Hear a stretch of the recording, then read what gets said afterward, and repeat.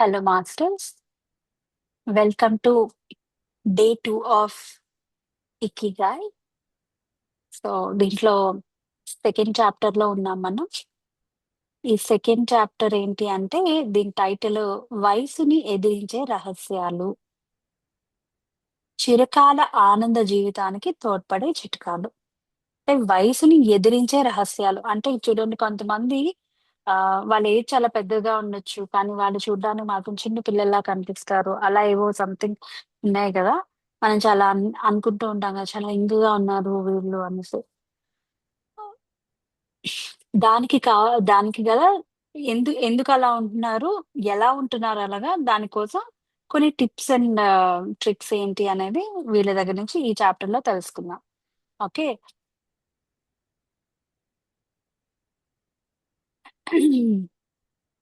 సుమారు ఒక శతాబ్దం కాలంగా మన జీవితంలో ప్రతి సంవత్సరానికి సగటున ఆనందంగా 4 నెలలు జోడి జోడించటంలో సఫలీకృతులం అయ్యాము.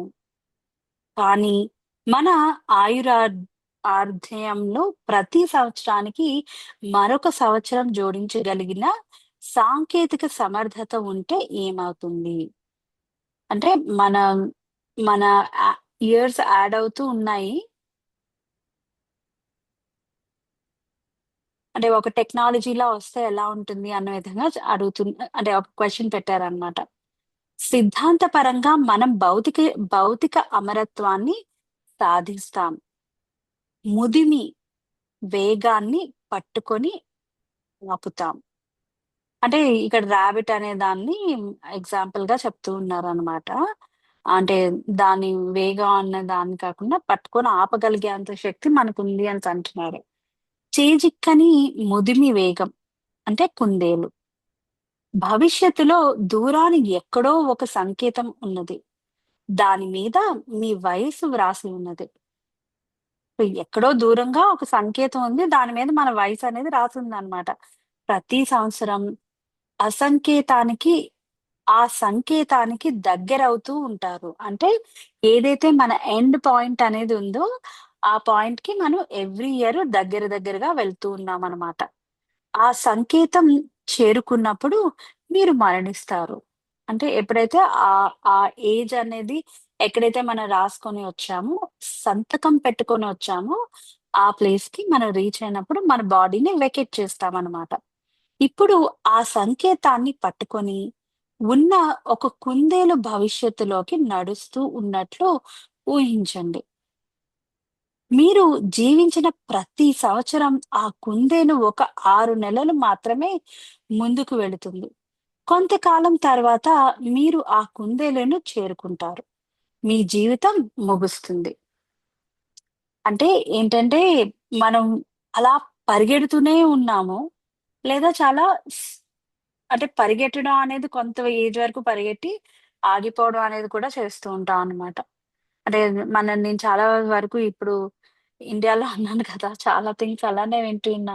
అంటే లైక్ నాకు 50 ఇయర్స్ వచ్చాయి, 60 ఇయర్స్ వచ్చాయి. ఇంక నా పనయిపోయింది. నేనేమి చేయలేను, చెందలేను. అంటే వాళ్ళు తెలియకుండా చాలా ఎక్కువ పరిగెట్టి ఉండొచ్చు వాళ్ళ లైఫ్‌లో. ఇంక they are not able to do anything. ఆ విధంగా అవ్వచ్చు. లేదా ఇండియన్ డిపెండెన్సీ అన్న దీంట్లో కూడా అవ్వచ్చు. అంటే నేనిక్కడ ఇది చదువుతున్నాం కాబట్టి, చూస్తున్నాం కాబట్టి ఇలా చెప్తున్నా. సో, అలా అనేది కూడా అవ్వచ్చు. లేదా ఇలా కూడా అవ్వచ్చు. 2 వేస్‌లో కూడా అయ్యే పాసిబిలిటీ అనేది ఉందన్నమాట. సో, ఇప్పుడు మనం ఇంకా డీటెయిల్డ్‌గా దీన్ని తెలుసుకోవాలి అంటే ఆహ్, కానీ మీరు జీవించిన ప్రతి ఒక్క సంవత్సరము ఆ కుందేలు కూడా ఒక సంవత్సరం ముందుకు వెళ్ళగలిగితే ఏమవుతుంది? ఓకే. 6 నెలలే కుందేలు పరిగెడుతుంది. మిగిలిన 6 నెలలు ఒక దగ్గర ఉండిపోతుంది. వెళ్ళదన్నమాట. ఇక్కడేం అడుగుతున్నారు? ప్రతి ఒక్క సంవత్సరం ఆ కుందేలు కూడా ఒక సంవత్సరం ముందుకు వెళ్ళగలిగితే ఏమవుతుంది? అంటే మనం ఏదైతే యాస్ ఎ హ్యూమన్స్‌గా మనం ఎలా అయితే ఒక్కొక్క సంవత్సరం ముందుకు వెళ్తూ ఉన్నామో, అలానే ఆ కుందేలనేది కూడా ఒక్కొక్క సంవత్సరం ముందుకెళ్తే ఎలా ఉంటుంది అని అడుగుతున్నారనమాట. దానికి వచ్చిన ఆన్సర్ ఏంటంటే, మీరు ఎన్నటికీ ఆ కుందేలును చేరుకోలేరు. కనుక మీ జీవితం ఎన్నటికీ సమాప్తం కాదు. అంటే అదెప్పుడు పరిగెడుతూనే ఉంటుంది గదా! సో, ఆ కుందేలుని మనం చేరుకున్నప్పుడే మన లైఫ్ అనేది సమాప్తం అవుతుంది. లేదు అనేసంటే మన మన లైఫ్ అనేది ఎప్పుడు ఆహ్, ము ముగియదనమాట. కుందేలు భవిష్యత్తులోకి ఎంత వేగంగా నడుస్తుంది అన్నదే మన సాంకేతికత, మన శరీరాలను గురించిన సాంకేతికత. జ్ఞానము పెరిగిన కొద్దీ కుందేలు వేగంగా పెరుగుతుంది. కుందేలు వేగం మన జీవన వేగంతో బాటే ఉన్నదా? లేక అంతకు మించి ఉన్నదా? అనేది ముదిమి చేతికి చిక్కని వేగం. అప్పుడే మనం అమరులమవుతాం. రెక్యూర్బుల్ భవిష్యత్తులో పరిశోధకుల్లో సభ్యులు. అంటే కొంతమంది నేమ్స్ ఉన్నాయిక్కడ. వాళ్ళు విల్ అని, ది గ్రే అని వాళ్ళు అంటే మన ఫ్యూచర్ అనే దాన్ని పరిశోధిస్తూ ఉంటారనమాట. కొద్ది శతాబ్దాలలో మనం ఈ వేగాన్ని అందుకుంటామని వారి అభిప్రాయం. మిగిలిన శాస్త్రవేత్తలు అంత అసంభవం చూపించడం లేదు. ఆశాభావం చూపించటం లేదు. అంటే ఎవరైతే ఈ రీసెర్చ్ చేస్తున్నారో మనం కూడా అంత వేగంగా ముందుకెళ్ళగలుగుతాం. అంత వేగంగా అంటే మన జర్నీ అనేది ఉంటుంది అన్నది కొంతమంది పరిశోధకులు చెప్తున్నారు. సైంటిస్టులు చెప్తున్నారు. కొంతమంది దాన్నసలు ఆహ్, ఎక్కువ మైండ్ చేయట్లేదనమాట. సాంకేతికత ఎంత అభివృద్ధి చెందినా ఒక హద్దు దాటి మనము జీవించలేమని వారి నిర్ధారణ. ఓకే. 120 సంవత్సరాల వయస్సును హ్మ్. తరువాత మన జీవిత కణాల పునర్జీవనం ఆగిపోతుందని కొందరు జీవశాస్త్రవేత్తల దృఢ అభిప్రాయం. అంటే 120 ఇయర్స్ తర్వాత మన మన బాడీలో ఉన్న ఆర్గాన్స్ అన్నీ కూడా ఇంక వాటికి జీవ కణాలు ఉండవు. అంటే ఆ సెల్స్ అనేవి సరిగ్గా వర్క్ చేయవు. వాటికి ప్రాణం ఉండదు అన్న విధంగా చెప్తూ ఉన్నారనమాట. కొంతమంది సైంటిస్ట్‌లు ఆ విధంగా చెప్తూ ఉన్నారు. అందువలన మనం అంటే లాంగిటివిటీ అనేది మన దగ్గర ఉండదు అన్న విషయం వాళ్ళు మెన్షన్ చేస్తున్నారనమాట. కొంతమంది సైంటిస్ట్‌లు అలా చెప్తున్నారు. కొంతమంది ఉంటే ఏం చేస్తావు? ఏమవుతుంది? ఎలా ఉంటుంది? ఉంటుంది అని కూడా కొంతమంది చెప్తూ ఉన్నారనమాట. So, let's see which is right. చురుకైన మనస్సు, యువ శరీరం. స్వస్తి శరీరంలో స్వస్తి మనస్సు అనే నానుడిలో చాలా వివేచన ఉన్నది. అంటే శరీరము, మనస్సు 2 ముఖ్యమైనవి. ఒకదాని ఆరోగ్యం మరొక దానితో ముడిపడి ఉన్నది అని మనకు గుర్తు చేస్తూ ఉంటుంది. ఓకే. చాలా మంచి సెంటెన్స్ కదా ఇది. ఏమని? మనం ఏదైతే మన శరీరము, మనస్సు 2 కూడా ఒకదానితోని ఒకటి ముడిపడి ఉన్నాయన్నమాట. 2 కూడా చాలా ఇంపార్టెంట్. చాలా ఇంటర్ కనెక్టెడ్‌గా ఉంటాయి. మన మన మైండ్‌లో అంటే మన మనస్సులో ఎటువంటి థాట్స్‌ని, ఎమోషన్స్‌ని క్యారీ చేస్తామో, అదే విధంగా మన బాడీకి అవే ఆ ఎమోషన్స్ అవే సిగ్నల్స్‌గా వెళ్ళి మన బాడీ ఆ విధంగానే రియాక్ట్ అవుతుంది. రైట్. సో, ఆ విధంగానే రియాక్ట్ అవ్వడం అనే దీంట్లోని మన మనసు ఎంత ప్రశాంతంగా ఉంటే, మన బాడీ కూడా అంతే ప్రశాంతంగా ఉంటది. మనం మనసనేది చాలా మంకీ మైండ్ లాగుంది అనేసంటే, మన శరీరంలో కూడా తెలియకుండా మనం కొన్ని హెల్త్ రిలేటెడ్ థింగ్స్ అనేవి మనం క్రియేట్ చేసుకుంటామనమాట. రైట్. సో, వాటి అలా కాకుండా ఉండాలి. అలా అయినా మన శరీరము, మనసు కనెక్టెడ్‌గా ఉన్నాయి. ఇంకొక విధంగా అయినా సరే మన శరీరం, మనసు కనెక్టెడ్‌గా ఉన్నాయి. అంటే in a positive way or in a other way, negative way. Okay. యవ్వనంగా ఉండటానికి పరిస్థితులకు అనుగుణంగా చురుగ్గా ఉండే మనస్సు ఒక కీలకమైన అంశమని రుజువు చేయబడింది. చూడండి. అంటే మన శరీరానికి ఒక 100 సంవత్సరాలు కావచ్చు, 80 సంవత్సరాలు కావచ్చు, 90 సంవత్సరాలు కావచ్చు. కానీ మన మైండ్ అనేది లేదా మన లోపల ఉన్న ఎనర్జీ అనేది అంతే యంగ్‌గా ఉంది అన్న విధంగా ఉన్నప్పుడు మన శరీరం మీద ఆ ఎఫెక్ట్ అనేది చూపిచ్చదు. మనం అంత ఎనర్జిటిక్‌గా, అంత యాక్టివ్‌గా ఉండగలుగుతామనమాట. ఆహ్, నేను మా ఒక రిలేటివ్‌ని చూసాను. He is 70 plus years. మన రిలేటివ్ వరకు ఎందుకు, మన చిరంజీవి ఆయనకి 77 ఇయర్స్ ఎంతో, 70 ప్లస్ ఇయర్స్ ఆయనకి. ఆయన మొన్న ఎంత నీట్‌గా డాన్స్ చేయగలిగారు. మొన్న ఏదో మూవీ వచ్చింది కదా! ఏదో గుర్తులేదు నాకు నేము. సో, ఆ మూవీలో ఎంత ఈజీగా డాన్స్ చేయగలిగారు. ఎంత మంచిగా తన అంటే యాక్టింగ్ పరంగా గాని, ఫిజికల్ ఫిట్‌నెస్ అన్న దీంట్లో గాని ఎవ్రీథింగ్ ఎంత ఉండగలిగారు. Because he is very much committed. He is feeling young still. అన్న దీంట్లోని అంటే ఆ మనసుని, ఆ శరీరాన్ని ఒక ఒక దీంట్లో ఒక అలైన్‌మెంట్ అన్న దాంట్లో పెట్టుకుంటూ ఉన్నారు. ఇంకేమైనా ఉన్నాయా లేదా అనేది మనకు తెలీదు. అది వేరే విషయం. కాకపోతే ఆయన చూడ్డానికి మాత్రం he is looking little young. అంటే ఒక 60 ఇయర్స్, 55 ఇయర్స్, 60కి దగ్గరగా ఉండే పర్సన్ లానే ఉన్నారు. 70 ప్లస్ ఇయర్స్‌లా లేరాయన. రైట్. సో, దానికి ఆయన మైండ్‌లోని ఎంతో ఈ యంగ్‌గా ఉన్నాను అన్న కైండ్ ఆఫ్ ఫీలింగ్ అనేది కూడా చాలా చాలా ఉండుండొచ్చు కదా! నేను యంగ్‌గా కనిపించాలి. మూవీస్ చేస్తున్నానంటే యంగ్‌గా కనిపించాలి నేను. నేనొక క్యారెక్టర్ చేస్తున్నానంటే దానికి సంబంధించిన విధంగా నేనుండాలి. ఒక హీరో అన్న దీంట్లో చేస్తున్నాను అనేసంటే. రైట్. సో, అలానే మనం కూడా మనకి ఎంత ఏజ్ అయినా సరే, మనం ఎప్పుడైతే మన మైండ్ పరంగా నేను యంగ్‌గా ఉన్నాను, ఐయామ్ వెరీ యాక్టివ్ ఆల్‌వేస్, నేను చాలా హెల్తీగా ఉన్నాను అన్న విషయాన్ని ఎప్పుడైతే మనం క్యారీ చేస్తూ ఉంటామో, అదే ఎఫెక్ట్ మనలో పడుతుంది. అంతే తప్ప ఇంకొక విధంగా మనలోని పడదనమాట. నేను రీసెంట్‌గా ఇది విన్నాను. ఆహ్, చెప్పానో లేదో నాకు తెలీదు. But I'll just repeat it again. ఆహ్, ఏంటంటే మనం మాట్లాడినప్పుడు అంటే మనం ఇప్పుడు మాట్లాడుతూ ఉన్నాము. ఏదైనా తింటూ ఉన్నాము. తింటున్నప్పుడు గాని, వాటర్ తాగినప్పుడు గాని, ఆహ్, మనం మాట్లాడే ప్రతీదీ కూడా వాటర్ గాని, మనం తినే ఫుడ్ గాని, అవన్నీ విని మన లోపలికి ఆ ఎనర్జీ అనేది తీసుకుంటున్నామనమాట. అవన్నీ వింటూ అంటే ఆ పర్టిక్యులర్ వాటర్ వింటుంది మనం ఏం మాట్లాడుతున్నాం అని. ఆ వాటర్ కూడా వాటిని అన్ని కన్జ్యూమ్ చేసుకొని, ఆ వాటర్‌ని మన లోపలికి తీసుకెళ్తున్నాం.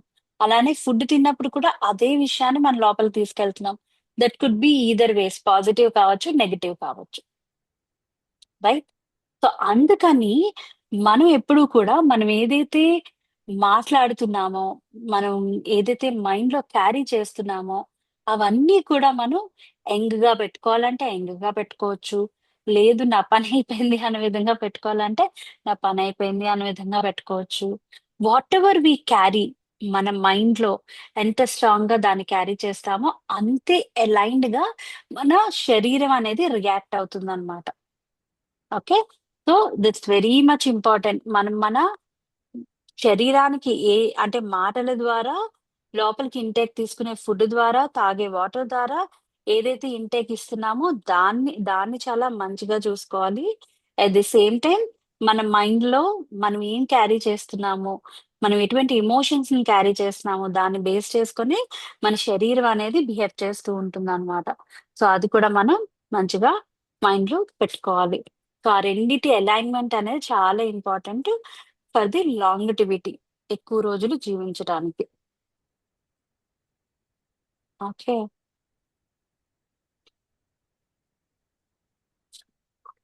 మనసు యవ్వనంగా ఉంటే జీవన సరళి ఆరోగ్యంగా ఉంటుంది.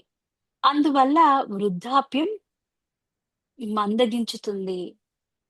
అంటే మనం ఆ ఏజ్ రిలేటెడ్ బ్యారియర్ ఏదైతే ఉందో అంత ఎక్కువగా కనిపించదనమాట. మనం ఎంత యాక్టివ్‌గా ఉంటామో అంత మంచిగా మన బాడీ అనేది రియాక్ట్ అవుతుంది. సరైన వ్యాయామం లేకపోతే శరీరానికి, ఆలోచనలకు విముఖ ప్రభావాలు కలుగుతాయి. అలాగే మనసుకు కూడా వ్యాయామం లేకపోతే దుష్ఫల్ దుష్ఫలితాలు కలుగుతాయి.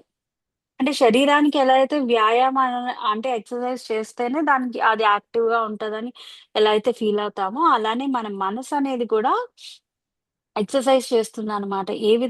మన మనసుకు కూడా ఎక్సర్‌సైజ్ కావాలి. ఏ విధమైన ఎక్సర్‌సైజ్ కావాలి? మంచి థాట్స్ ఇచ్చే విధంగా ఎక్సర్‌సైజ్ అనేది కావాలి. లేదు అనేసంటే ఒక నెగెటివ్ వేలో ఎళ్ళిపోతూ ఉంటుందనమాట. ఎందుకంటే వ్యాయామం లేకపోతే మెదడులో న్యూరాన్‌లు న్యూరాన్ కనెక్షన్లు క్షీణించిపోతాయి. తత్ఫలితంగా పరిసరాలకు అనుగుణంగా స్పందించే శక్తి మనకు లోపించుతుంది. కనుకనే నిత్యము మీ మెదడుకు మేత వేయటం చాలా అవసరం. మన మైండ్‌కి ఎప్పుడు వర్క్ అనేది ఇస్తూ ఉండాలనమాట. చూడండి, చాలా మంది చెప్తూ ఉంటారు. ఎంగేజ్డ్‌గా ఉంటే అంటే కొన్నిసార్లు మనం ఆహ్, ఈ సైకోసోమాటిక్ రిలేటెడ్ ఇష్యూస్ ఉన్న వాళ్ళందరినీ కూడా ఏమని చెప్తారు, ఎంగేజ్డ్‌గా ఉంచాలి వాళ్ళని. ఏదో ఒక వర్క్ చెప్తూ ఉండాలి. వాళ్ళకి డైవర్షన్ అవసరం అనే విధంగా కొన్ని చెప్తూ ఉంటాం కదా! ఈ మైండ్ రిలేటెడ్ ఇష్యూస్ ఉన్న వాళ్ళందరికీ. అలానే మన మైండ్ అనే దానికి అటువంటి టైంలోనే కాకుండా ఎప్పుడు కూడా రైటియస్ వేలో ఎక్సర్సైజ్ అనేది ఇస్తూ ఉండాలి. అంటే మనం ఎటువంటి థాట్స్‌నైతే రిలీజ్ చేస్తున్నామో, ఆ థాట్స్ అన్నీ కూడా చాలా చాలా ఇంపార్టెంట్ థాట్స్ అన్నమాట. ఆహ్, ఆ రిలీజ్ చేసే ప్రతి థాట్ కూడా మన లోపల తెలియకుండా కొన్ని కనెక్షన్స్ అనేవి ఏర్పడడానికి, కొన్ని న్యూ సెల్స్ పుట్టడానికి, కొన్ని న్యూ సెల్స్ చచ్చిపోవడానికి, ఎట్ ది సేమ్ టైమ్ మనలోని న్యూ థాట్ ప్యాటర్న్స్ క్రియేట్ అవ్వడానికి, ఓల్డ్ ప్యాటర్న్స్ డిసాల్వ్ అవ్వడానికి అన్నిటికి కూడా మన మైండ్‌కి చాలా ఎక్సర్సైజ్ ఉంది. మనం ఏవో బయట రిలేటెడ్ థింగ్స్ అలా ఆలోచించుకుంటూ ఒకే దగ్గర ఉండిపోతాం మనం. అలా కాకుండా మనకి ఎప్పటికప్పుడు ఆ ఫిల్టరేషన్ అనేది చేయడం అనేదొచ్చి, ఎప్పటికప్పుడు యాక్టివ్‌గా ఉంటూ మనం లోపల నుండి అంటే మ మన మైండ్‌లో ఎటువంటి ఆహ్, బాక్సెస్ అనేది లేకుండా, ఒక బాక్స్‌లో మనల్ని పెట్టుకోకుండా ఓపెన్‌గా ఎంత బావుంటామో, ఎంత ఫ్రీడమ్‌గా ఉంటామో, అంత ఫ్రీడమ్‌గా ఉన్నప్పుడు మన మైండ్ కూడా చాలా యాక్టివ్‌గా ఉంటుంది. అలానే మన శరీరం కూడా అంతే యాక్టివ్‌గా వర్క్ చేస్తూ ఉంటుందనమాట. సో, ఇవి చాలా ఇంపార్టెంట్. మన మన మైండ్‌ని యాక్టివ్‌గా ఉంచడం అనేది. మన మైండ్‌ని యాక్టివ్‌గా ఉంచడం అంటే మెడిటేషన్ చేసినప్పుడు మైండ్‌లో ఎటువంటి థాట్స్ ఉండకూడదు అంటారు కదా! ఇప్పుడు మళ్ళీ యాక్టివ్‌గా ఉంచాలంటున్నారేంటి అనేసి అనుకోవచ్చు. ఇప్పుడు మనం మెడిటేషన్ చేసి ఏం చేస్తున్నాము? మన లోపలున్న అన్‌వాంటెడ్ స్టఫ్ ఏదైతే ఉందో దాన్ని ఫిల్టర్ చేస్తున్నాం మనం.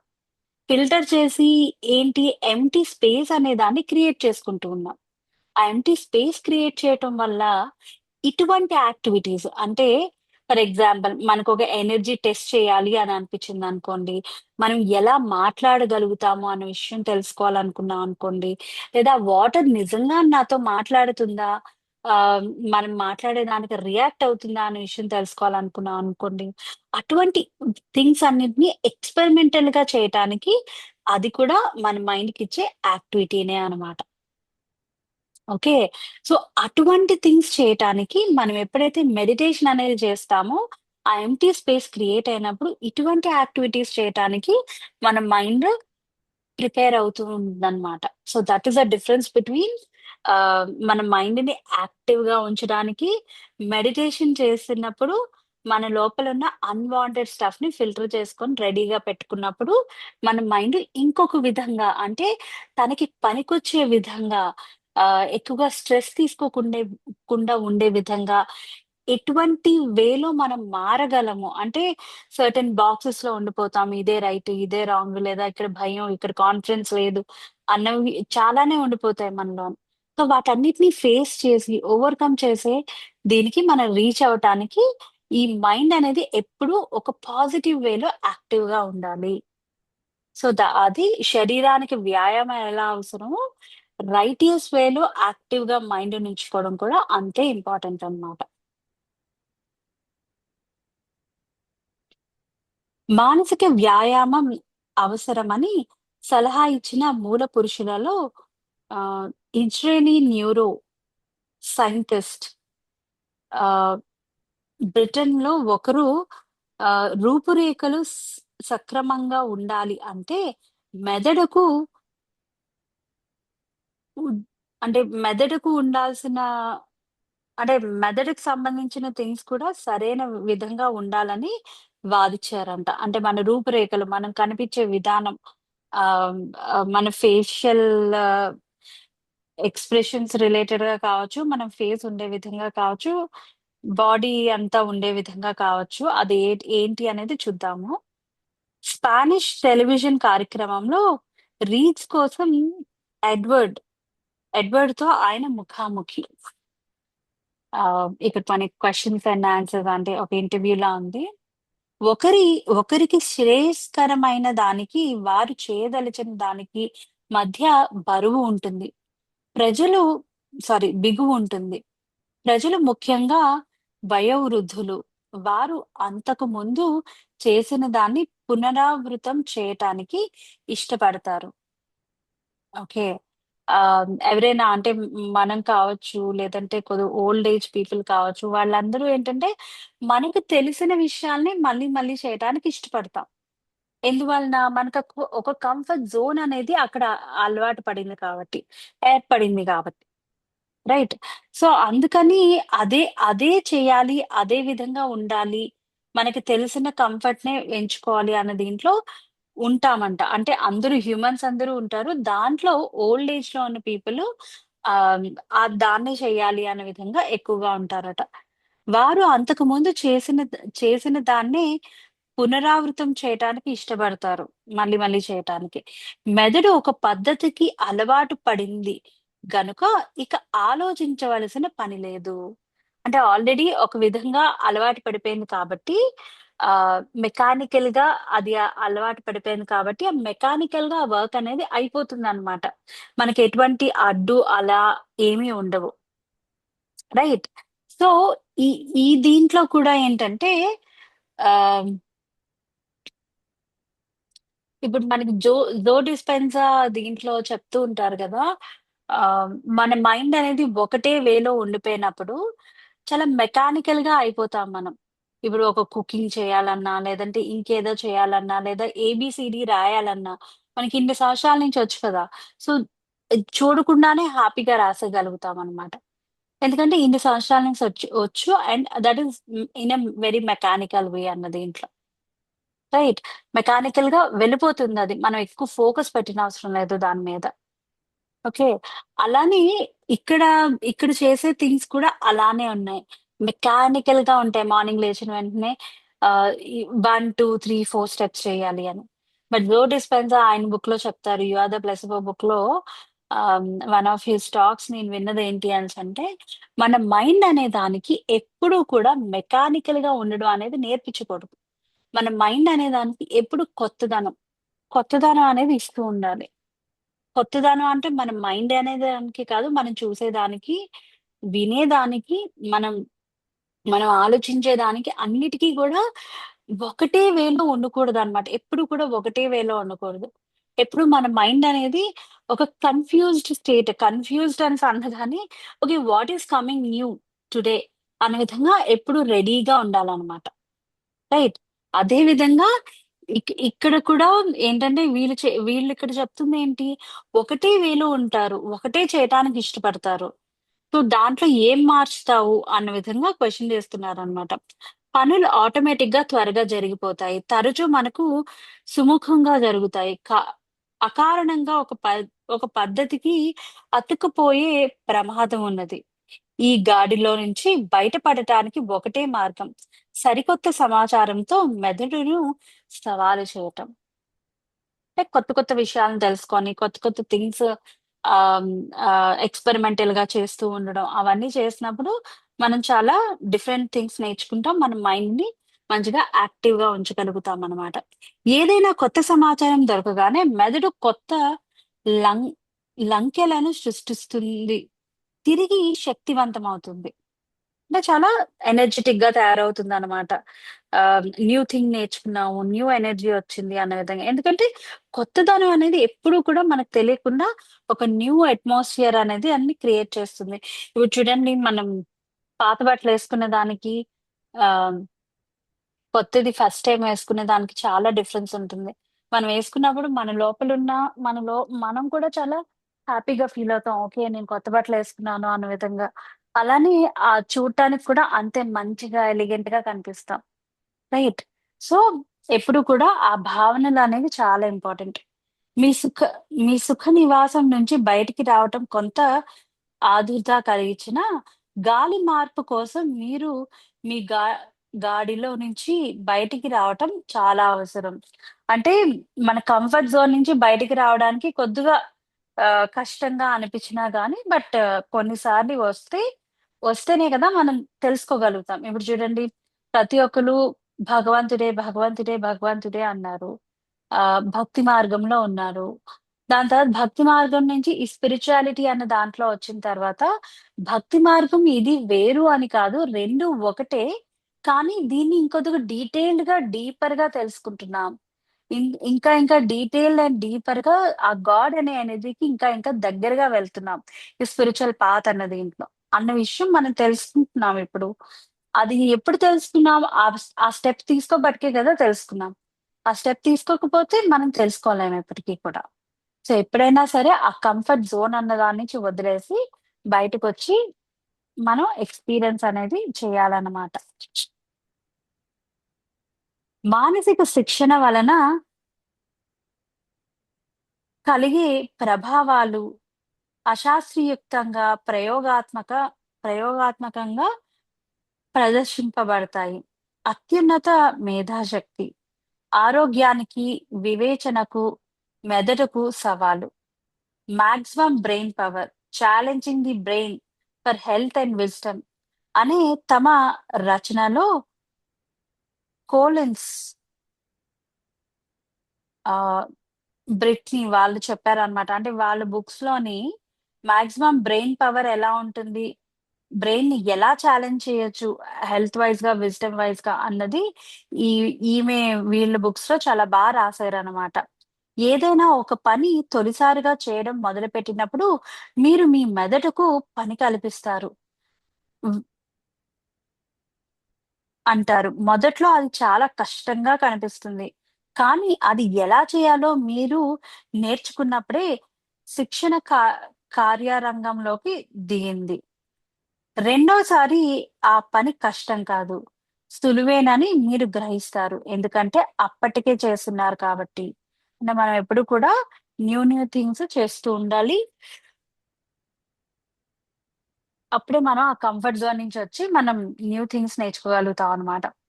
మీరు అందులో మెళకువలు తెలుసుకున్నారు. అంటే ఎప్పుడు చేసే విధంగా కాకుండా ఫస్ట్ టైమ్ చేసినప్పుడు మనకి ఇబ్బందిగా అనిపించొచ్చు. సెకండ్ టైమ్ చేసినప్పుడు చాలా ఈజీగా చేయొచ్చు. ఎందువలన? దాంట్లో ఉన్న ఓకే. ఈజీగా ఇంకా ఎంత చేయొచ్చు, ఎంత ఈజీగా చేయొచ్చు అన్న విషయాన్ని మనం ఆలోచిస్తాం కాబట్టి, దాంట్లో కొన్ని టిప్స్ అండ్ ట్రిక్స్ తెలుస్తాయి కాబట్టి ఈజీగా చేయగలుగుతాం. ఈ శిక్షణ మనిషి చిత్తవృత్తి మీద విపరీతమైన ప్రభావం చూపుతుంది. ఈ పరివర్తన వల్ల ఫలితాలు సాధించటమే కాక, మనిషి ఆత్మవిశ్వాసం దృఢపడుతుంది. కాన్ఫిడెన్స్ అనేది బాగా బిల్డ్ అవుతుందనమాట. మానసిక వ్యాయామ వివరణ ఆనవాయితీగానో, లాంఛనప్రాయో ప్రయో ప్రాయంగానో తోచవచ్చు. ఉదాహరణకు ఒక ఆట ఆడటం వల్ల కొత్తగా ప్రేరణ, ఉత్తేజం కలుగుతాయి.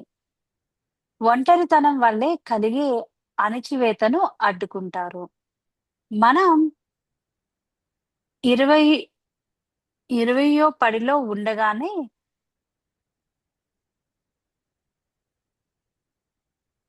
మన న్యూరాన్స్‌కు వయసు పైబడటం మొదలవుతుంది. అంటే 20 ఏళ్ళు ఉంటుండగానే 20, 20 ప్లస్ వస్తున్నప్పుడే. మేధాపరమైన కార్యకలాపాల వల్ల, జిజ్ఞాస వల్ల, నేర్చుకోవాలనే తపన వల్ల ఈ వయసు ఉడిగే కార్యక్రమం మందగిస్తుంది. మన మనసుకు వయసు ఉండక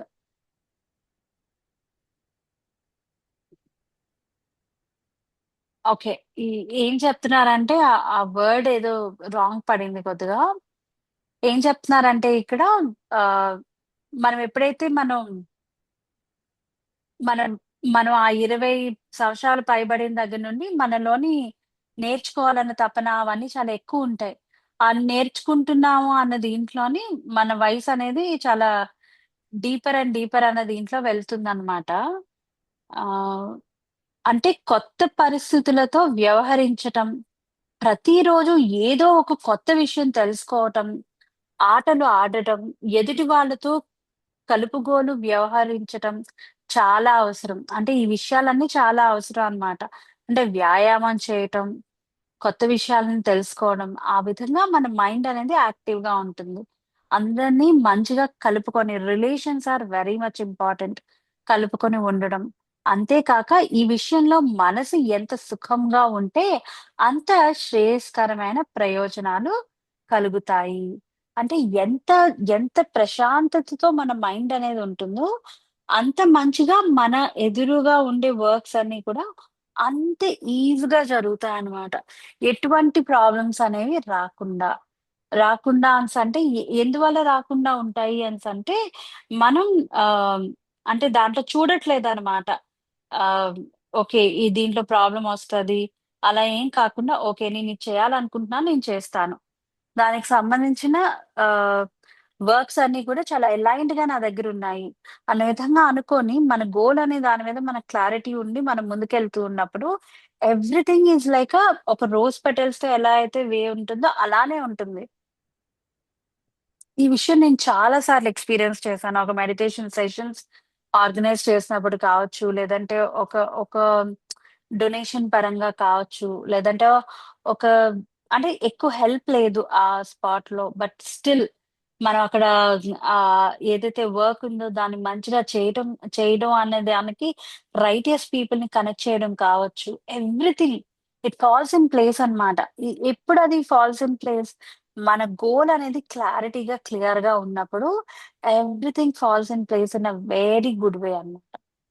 సో, అలానే ఇక్కడ మనం చేసే ప్రతీది కూడా చాలా ఈజీగా మనం చేసుకోగలుగుతాం. ఎప్పుడు మనం మన మైండ్ అనే దాంతో ఒక మంచి ఫ్రెండ్‌షిప్ చేసుకున్నప్పుడు. మన బుద్ధి, మన మైండ్ 2 కూడా చాలా ఫ్రెండ్లీగా ఉన్నప్పుడు, ఒక స్ట్రెయిట్ లైన్‌లో ఉన్నప్పుడు ఇంకా మిరాకిల్స్ అనే దాన్ని చూడగలుగుతాం. ఒత్తిడి.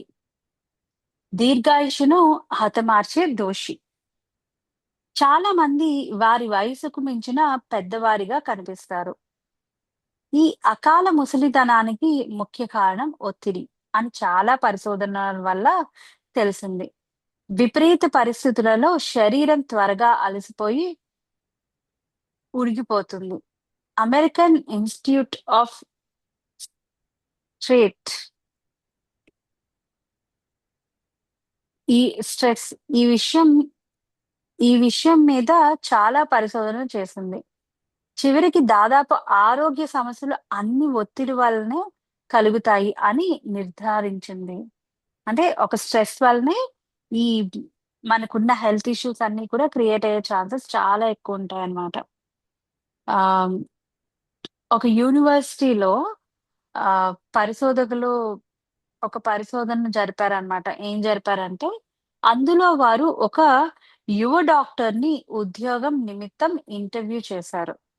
30 నిమిషాల పాటు ఇష్టమైన గణిత సమస్యలు ఇచ్చి ఆయనను విపరీతమైన ఒత్తిడికి గుర్తు చే గురి చేశారనమాట. అంటే ఒక డాక్టర్ గదా! బట్ ఆయనకి మ్యాథ్ రిలేటెడ్‌గా థింగ్స్ అనేవి ఇచ్చి చాలా స్ట్రెస్‌కి అంటే ఒక 30 మినిట్స్ అలాగా టెస్ట్ చేశారనమాట. ఆ తర్వాత వారు ఆయన రక్త పరీక్ష చేశారు. ఆయన శరీరంలో యాంటీబాడీస్, పాథోజన్స్ పా ఎలా రియాక్ట్ అవుతున్నాయో ఒత్తిడికి కూడా అదే విధంగా రియాక్ట్ అయ్యాయి. ఇందువల్ల ప్రోటీన్స్ చురుకుదనం పొంది రోగనిరోధక ప్రతిస్పందన కలుగుతుంది. ఈ ప్రతిస్పందన హానికరమైన కణాలను నిర్వీర్యం చేయడమే కాక, ఆరోగ్యవంతమైన క్షణాలను ధ్వంసం చేసి, వాటికి అకాల వృద్ధాప్యం కలుగజేస్తుంది. కాలిఫోర్నియా యూనివర్సిటీ ఇటువంటిదే మరో పరిశోధన జరిపింది. వారు 31 మంది స్త్రీల నుంచి వివరాలు ఆహ్, వివరాలు తీసుకున్నారనమాట. ఈ 31 మంది స్త్రీలు వారి పిల్లల ఆరోగ్యం వల్ల విపరీతమైన అనారోగ్యం వల్ల విపరీతమైన ఒత్తిడికి గురైన వారు. ఈ సమాచారాన్ని ఆరోగ్యకరమైన పిల్లలు ఉండి ఒత్తిడి లేని ఇతర స్త్రీలతో పోల్చి అధ్యయనం చేశారు. ఒత్తిడి వల్ల టెలోమీటర్స్ అనే ఘన నిర్మాణాలు బలహీనమయ్యి, కణాలు అకాలంగా వయసు ఉడిగిపో ఉడిగిపోతాయి. అంటే ఆహ్, అంటే చాలా ఎక్కువ వయసులా కనిపిస్తారనమాట. ఇందువలన మన కణాలు వయసు ఉడగ ఉడగటమే కాక, కణాల పునరుత్పత్తి కూడా క్షీణిస్తుంది. అంటే ఎప్పుడైతే మనం ఎక్కువ స్ట్రెస్ తీసుకుంటామో, మన సెల్స్ అనేవి కూడా వాటి వాటి ప్రాసెస్ అనేది తగ్గిపోతూ వస్తూ ఉంటుందనమాట. ఒత్తిడి ఎక్కువైన కొద్దీ కణాల విచ్ఛిన్నత పెరుగుతూ ఉంటుందని ఈ అధ్యయనం వెలిబుచ్చింది. ఓకే. అంటే ఎప్పుడైతే మనం ఎక్కువ స్ట్రెస్ తీసుకుంటామో, మన లోపలున్న ఆ సెల్స్ అనేవి కూడా ప్రాపర్‌గా ఉండదనమాట. వాటిలో కూడా చాలా డిఫరెన్సెస్ ఒస్తాయి. దానివల్ల మనకి ఇంకా హెల్త్ ఇష్యూస్ అనేవి క్రియేట్ అవుతాయన్నమాట. ఒత్తిడి ఎలా పనిచేస్తుంది? ప్రస్తుత కాలం ప్రజల జీవితం ఉరుకులు, పరుగులు తీస్తున్నది. దానికి తోడు నిరంతరం అనుక్షణం ప్రతి ఒక్క విషయంలోనూ పోటీ. ఆ హడావిడిలో శరీరానికి అదే సమాచారం అంతా ప్రమాదకరంగానో, లేదా సమస్యాత్మకంగానో ఉంటుంది. అంటే మన మైండ్ ఎలా అయితే ఆలోచిస్తుందో, ఏ విధంగా అయితే స్ట్రెస్ తీసుకుంటూ ఉందో, అదే విధంగా మన బాడీ అనేది కూడా రియాక్ట్ అవుతుంది. ఆ ఎమోషన్స్ అన్నీ కూడా మన శరీరం తీసుకుంటుందనమాట. అందువలన చాలా ప్రమాదకరంగా ఆ శరీరం అనేది ఫీల్ అవుతుంది. అందుకు ప్రతిస్పందనగా ఒళ్ళు, ఇల్లు అంతా ఒత్తిడిమయం అవుతుంది. అంటే ఆహ్, ప్రాపర్‌గా ఇది ఉండదనమాట. అంటే ప్రాపర్ కేర్ అనేది ఉండదు. హౌస్ అంటే ఒక లెథార్జిక్ ఫీలింగ్ అనేది ఎక్కువగా క్యారీ చేస్తామనమాట. ప్రతికూల పరిస్థితుల్లో పరిసరాలలో బయటపడేందుకు ఉపయోగపడుతుంది కనుక, ఒక విధంగా సిద్ధాంతపరంగా ఇది ఉపయోగపరమైన ప్రతిచర్యే. క్లిష్ట పరిస్థితుల్లోనూ క్రూర జంతువుల నుంచి పారిపోవటానికి ఈ ప్రతిచర్య మనం అనాదిగా ఉపయోగిస్తూ వచ్చాము. మన మను మనసులో మోగే అలారం వల్ల మన తలలో న్యూరాన్లు పిట్యూటరీ గ్లాండ్‌ను ఉత్తేజపరుస్తాయి. తత్ఫలితంగా పిట్యూటరీ గ్లాండ్ కార్ కార్టిక్రోట్స్ ఓకే. కార్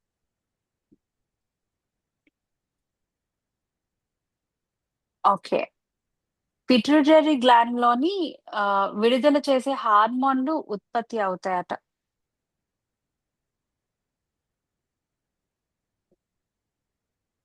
ఈ కార్టికోట్రోఫిన్ సింపథెటిక్ నర్వస్ సిస్టమ్ ద్వారా శరీరంలో ప్రసరణ అవుతుంది.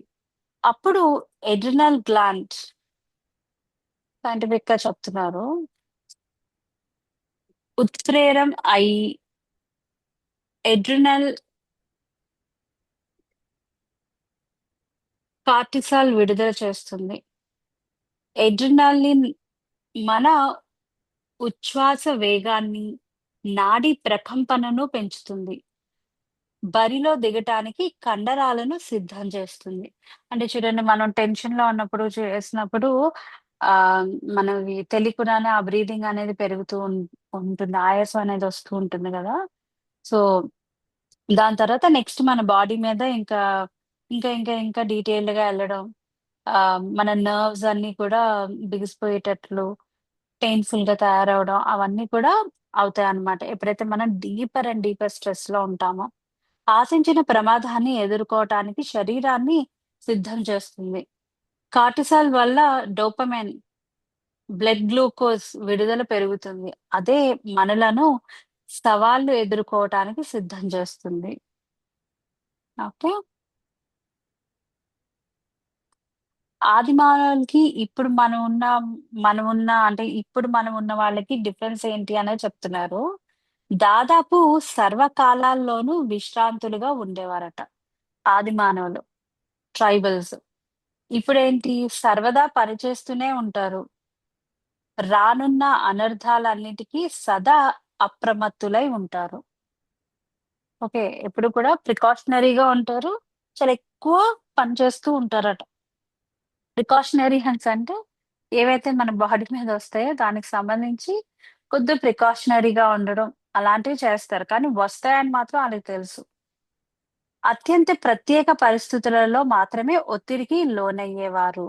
చాలా తక్కువ టైమ్స్‌లోని వాళ్ళు స్ట్రెస్ అనే దాన్ని తీసుకునేవారనమాట ఆది మానవులు. మనం రోజుకి 24 గంటలు తాకిదుల కోసం కంప్యూటర్ ముందర లేదా సెల్ ఫోన్‌తో పడిగాపులు కాస్తూ ఉంటారు.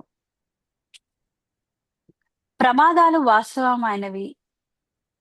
ఏ క్రూర జంతువో వారి జీవితాన్ని ఏ క్షణమైనా ముగించవచ్చు. అంటే ఆది మానవులకి వాళ్ళు నేచర్‌లోనే కదా ఎక్కువుండేవారు. ఫారెస్ట్‌లో అది. సో, వాళ్ళు ఎప్పుడైనా సరే చనిపోవచ్చు. ఏ క్షణమైనా చనిపోవచ్చు. సో, అన్నది వాళ్ళ మైండ్‌లో ఎప్పుడూ ఉండేదనమాట. ఎవర్ రెడీ అన్న విధంగా. ఆహ్, ఇక్కడేంటి సెల్ ఫోన్ పింగ్ కానీ, ఈమెయిల్ నోటీస్ కానీ వారి దృష్టిలో ఏదో క్రూర జంతువు మీదకి దూకినట్లే. అంటే ఆహ్, ఈమెయిల్స్ రావడం, నోటిఫికేషన్స్ రావడం అవన్నీ కూడా వీళ్ళు ఏదో అయిపోయింది అన్న కైండ్ ఆఫ్ స్ట్రెస్‌లోనే తీసుకుంటారన్నమాట. ఇంత చిన్న విషయాలకు కూడా చాలా పెద్దగా రియాక్ట్ అవుతున్నారు అని చెప్తున్నారు. అంటే వీళ్ళ లైఫ్ ఎప్పుడైనా ఎండ్ అయిపోవచ్చు అన్న విషయాలు వీళ్ళకి తెలిసినా సరే బానే ఉండగలుగుతున్నారు. బట్ ఇక్కడ వచ్చే చిన్న చిన్న నోటిఫికేషన్స్, మెయిల్స్ వాటినే తీసుకొని చాలా ఇబ్బంది పడిపోతూ ఉన్నారన్నమాట. అపాయకర క్షణాలలో కార్టిసాల్, ఎడ్రినలిన్ అధిక మోతాదులో ఉత్పత్తి అయి శరీరాన్ని ఆరోగ్యంగా ఉంచేవి. ఓకే. ఎప్పుడు కూడా హెల్తీగా ఉండేవారట వీళ్ళు. వీళ్ళు ఇప్పుడున్న వాళ్ళు ఎలా ఉన్నామంటే శరీరంలో కార్టిసాల్ ప్రసరణ నిరంతరము అల్పంగా ఉంటుంది. అంటే ఉంటుంది గానీ చాలా తక్కువగా ఉంటుందన్నమాట. పర్యవసానంగా ఎడ్రినల్ ఫిట్టింగ్ నిత్య నిస్త్రారణతో బాటు అనేక అనారోగ్య సమస్యలకు మూలం. అంటే ఈ ఈ ఫిట్టింగ్ అంటే ఇక్కడ మనం ఉత్పత్తి చేసుకుంటున్నాం. అంటే ఆ కార్టిసోల్ అవన్నీ కూడా ఉత్పత్తి అవుతున్నాయి గానీ మనలోని చాలా తక్కువ మోతాదులో అవుతున్నాయన్నమాట. సో, దాన్ని కరెక్ట్ చేసుకోవాలి అని జెప్తున్నారు. ఈ ప్రక్రియలు సమన్ సమన్వయంగా ఉన్నత ఉన్నత వరకు ప్రయోజనకారులు అవుతాయి. దైనందిన జీవితాలలో సవాళ్లను ఎదుర్కోవటానికి తోడ్పడతాయి. కానీ ఈనాడు మనిషికి ఎదురయ్యే ఒత్తిడి మాత్రము ప్రమా ప్రమాదకారి. ఒత్తిడి కాలక్రమేణా శరీరాన్ని, మనస్సును శిథిలం చేస్తుంది. అత్యవసర పరిస్థితి నిత్యము కొనసాగితే జ్ఞాపక శక్తికి సంబంధించిన న్యూరాన్లు ప్రభావితం అవుతాయి. అంతేకాక కొన్ని హార్మోన్లు విడుదలకు ఆటంకం ఏర్పడుతుంది. ఈ హార్మోన్ల లోపం వల్ల డిప్రెషన్ కలుగుతుంది. ఆ తరువాతి స్థాయిలో చికాకు, నిద్రలేమి, ఆదుర్ద, రక్తపోటు వంటి పరిణామాలకు దారితీస్తుంది. అంటే ఏదన్నా సరే ఎప్పుడైతే మనం ఎక్కువ స్ట్రెస్ అనేది తీసుకుంటామో, మన బాడీ మీద చాలా డిఫరెంట్ ఎఫెక్ట్ అనేది పడుతుందనమాట. ఆ బాడీలో ఉన్న ఈచ్ అండ్ ఎవ్రీ ఆర్గాన్ మీద కూడా చాలా డిఫరెంట్ ఎఫెక్ట్ అనేది పడి, మన హెల్త్ అనేది బాగా మనమే చేసుకుంటాం అనమాట. మనస్సును, శరీరాన్ని చురుకుగా ఉంచటానికి నిత్య జీవితంలో సవాళ్లు ఉపయోగపడతాయి. కానీ మన శరీరాలకు అకాలంగా ముసలితనం రాకుండా ఉండాలంటే మన జీవన శైలిలో ఒత్తిడిని సమతుల్యంగా ఉంచడం తెలుసుకోవాలి. అంటే ఆ స్ట్రెస్ మేనేజ్‌మెంట్ అనేది మనం ప్రాపర్‌గా తెలుసుకోవాలనమాట. కొన్నిసార్లు మనం ఈ అంటే ఈ స్ట్రెస్ అంటే ఓన్లీ ఫిజికల్ రిలేటెడ్ యాక్టివిటీస్ చేసినప్పుడే కాదు. అంటే ఫిజికల్ వరల్డ్ రిలేటెడ్ యాక్టివిటీస్ చేసినప్పుడే కాదు. కొన్ని మెడిటేషన్ యాక్టివిటీస్ చేసినప్పుడు కూడా కొన్నిసార్లు స్ట్రెస్ ఫీల్ అవుతాం. ఆ స్ట్రెస్ ఫీల్ అవుతున్నాము అనేసని that is not for us అన్న విషయం మనం ఐడెంటిఫై చేసుకోవాలనమాట. అంటే కొన్నిసార్లు ఓకే. మెడిటేషన్‌లో కొంచెం కొత్తలో ఇది మిస్ అయిపోతానేమో, ఇది చేసేస్తానేమో, అవసరానికి మించి యెస్ చెప్పేయడం ప్రతి దానికి. అది కూడా తెలియకుండా ఒక స్ట్రెస్సే అనమాట. సో, ఎప్పుడైనా స్పిరిచువాలిటీ అనే దాంట్లో కూడా కొంత గ్యాప్ అనేది తీసుకోవడం ఇంపార్టెంట్. చిన్న బ్రేక్ అనేది తీసుకోవడం చాలా చాలా ఇంపార్టెంట్ అనమాట. ఓకే.